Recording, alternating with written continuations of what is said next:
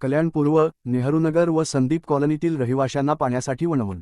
गेल्या काही महिन्यापासून कल्याण पूर्व येथील नेहरूनगर व संदीप कॉलनीतील रहिवाशांना पिण्याच्या पाण्यासाठी वणवण भटकावे लागत आहे।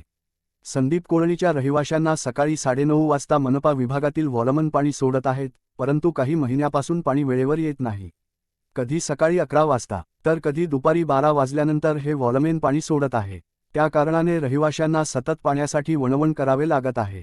या घटनेबाबत मनपा प्रभाग कार्यातील अभियंता मयूर शिंदे यांना मोबाईलद्वारे वारंवार तक्रार करण्यात आली।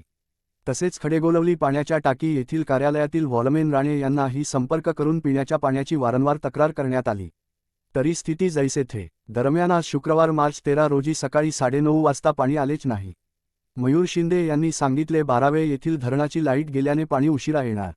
वॉलमेन राणे म्हणाले, शक्यतो दुपारी 1 ते 2 नंतर पाणी येईल। दुसरीकडे आज शुक्रवार असल्याने लाईट सकाळीच गेली होती। दरम्यान 2:45 वाजता नळाला पाणी आलं, परंतु लाईट नसल्याने रहिवाशांना पूर्ण पाणी भरता आले नाही आणि पाणी बंद करण्यात आलं। तत्काळ नेहरूनगर व संदीप कॉलनीतील रहिवाशांनी पाण्याच्या टाकीजवळ कार्यालयात जाऊन तक्रार केली असता वॉलमेन अनिल यांच्याशी भेट घेतले। अभियंता मयूर शिंदे यांनी वॉलमन अनिल यांना सांगून पाणी सोडायला सांगितले, परंतु वॉल चालू करून सुद्धा रहिवाशांना पाणी मिळाले नाही।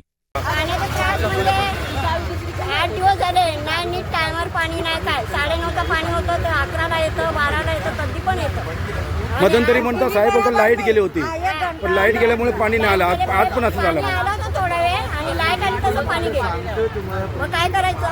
आमच्या संदीप कॉलनीला त्रास आहे या पाण्याचा।